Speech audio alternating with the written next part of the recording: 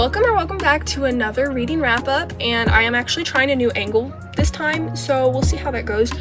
It is later in the day, so sorry if this is kind of terrible lighting, but in the month of August I read a total of 5 books. I can really tell this month I'm starting to get more back into middle grade and thrillers and mysteries, because that is literally almost all I read this month. So let's get into some of the books that I read this month. I actually was kind of a little bit scared to read because people do compare it to Percy Jackson, but also I feel like I had come out of the stage of reading middle grade books and they weren't really going to interest me that much anymore. But I was completely wrong, as I loved this book so much.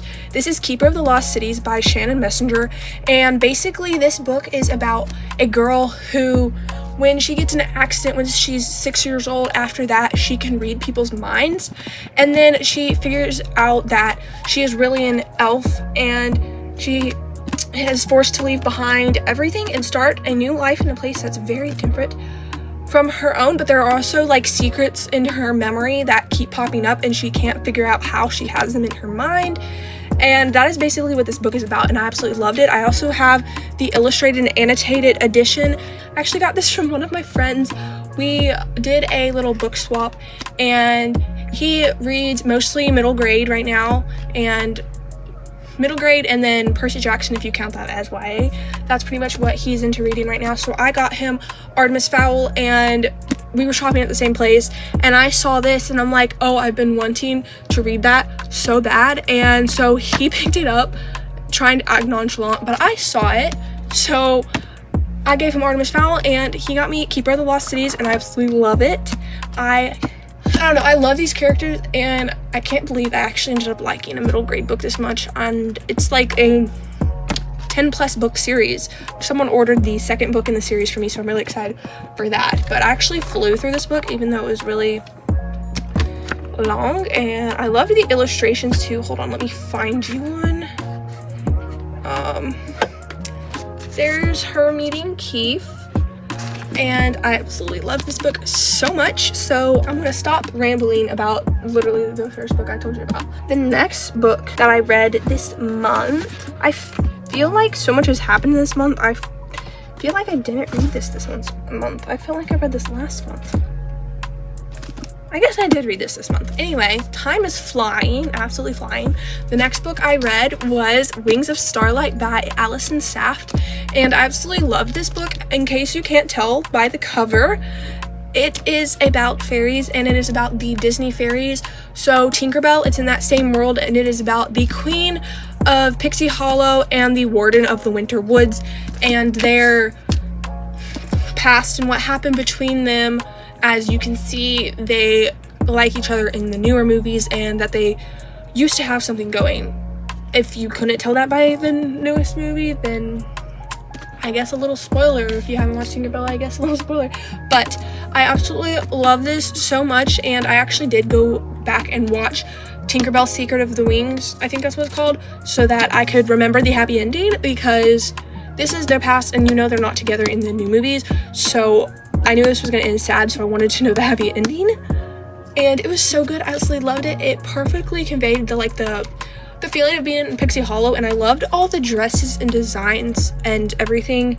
Clarion is about to be the queen of Pixie Hollow, but there is a monster lurking around Pixie Hollow, and the only one who knows what to do, or so she thinks, is Mallory, and then they have to end up working together, although spring fairies and winter fairies are not supposed to work together or even know each other or even meet.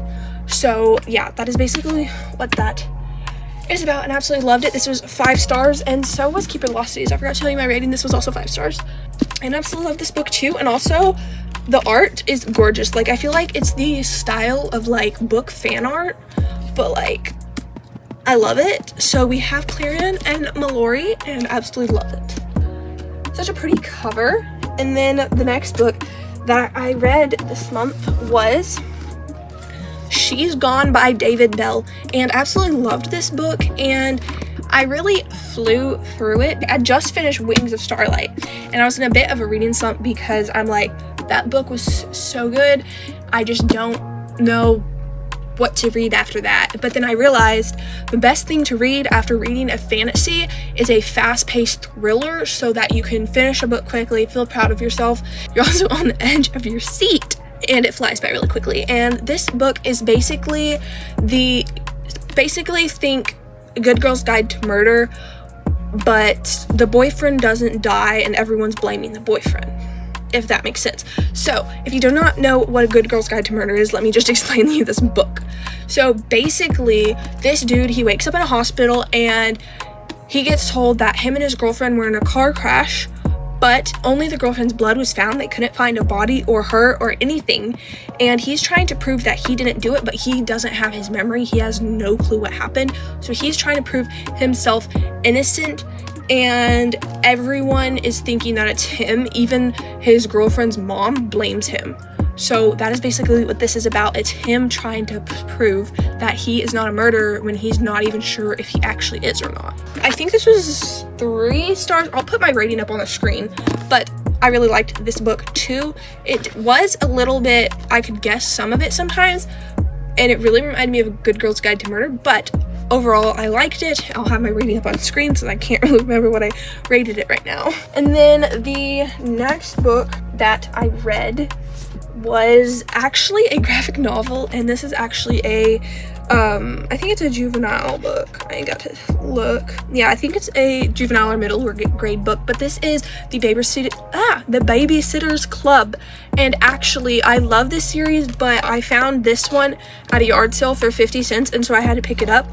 Babysitter Club graphic novels, and I own 2 other ones, but the way that I first got into this series was actually my mom. So she has like the OG editions. These are the Super Special number 3 and Super Special number 6, and they have the OG covers and everything, and I absolutely loved these. And then I found some of the graphic novels, because they're really hard to find like the actual books nowadays, because I think the graphic novels are more popular.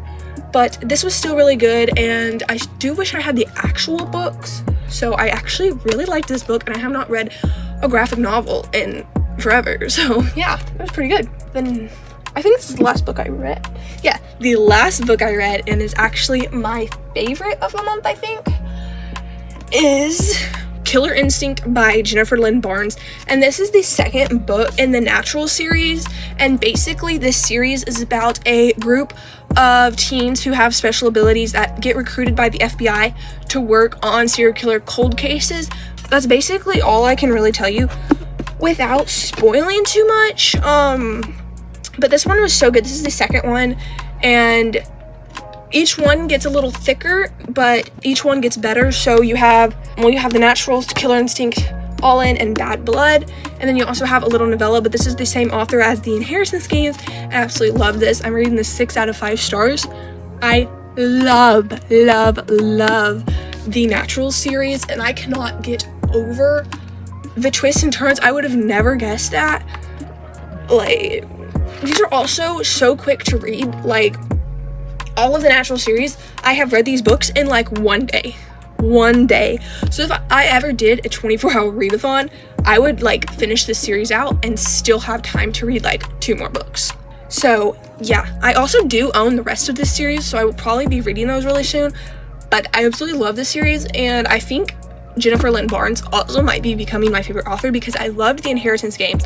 I was trying to start reading The Grandest Game, but I didn't realize I had to read the Hawthorne brothers first, because it was technically a part of the Inheritance Game series. I didn't realize that, and I got Grandest Game from my library, and I didn't get the Hawthorne brothers from my library, so I'm just having to wait till we go next to the library next, or get it on audiobook or something, and then I'll read the Grandest Game. But I love the Inheritance Games. I'm actually trying to get her book. I think it's called Pretty Little Liars. Is that what it's called? No, that's a show and a different book. No, it's not called Pretty Little. It's called Little White Lies. That's what it's called. And it's about Southern debutantes who, one of them's a mechanic, and I think there's like a big mystery going on, and it's a duology by Jennifer Lynn Barnes, and it's really underhyped, I'm guessing, because I love all Jennifer's other work, but I'm not sure. I do know she's going through and redoing all of her covers right now, so I'm hoping, since it's probably one of her earlier books, that it's still as good as the Naturals and the Inheritance Games. and The Natural so far is my favorite out of all of her books. So we'll see what we think about that book. So that is all the books that I read this month. So it turns out I actually forgot to mention one of the books I read, and that book was I Hope This Finds You by Anne Lang, which is the novella to the book I Hope This Doesn't Find You, and it was pretty much their happily ever, and I really liked it, and I rated it 5 stars, so I actually read 6 books this month, so just wanted to pop in and tell you that. That was really good. So I basically rated like all of these books really good. So I think my lowest rated book this month was actually She's Gone, and that is basically because I felt like it was really just trying to be a good girl's guide to murder, and that's why it hasn't blown up, is because it's just pretty much the same thing as a good girl's guide to murder, just from a different POV. So that is all the books that I read this month, and I would say what I hope to read like next month and like what my TBR is, but I can never stick to a TBR, okay? So don't come after me because of that. And this is the books that I read in August, and I absolutely loved all of them. None of them actually were rated less than 3 stars. And yeah, so we had a 6 star, a 4 star, a 3 something. I forgot what I rated that. I think it's a 3.5, then a 5 star and a 5 star. So that was really good ratings. Thank you so much for watching. Don't forget to like and subscribe, and I will see you on the next video. And also, in case you saw Fearful up here, yes, I'm recording this video a little bit late this month, and I've actually already put out the Fearful reading vlog by the time I'm recording this. So if you are interested in a spoiler-free Fearful reading vlog, I'll put the thumbnail up on the screen, and I'll link that video down below. Thank y'all so much again for watching, and I'll see y'all in the next video.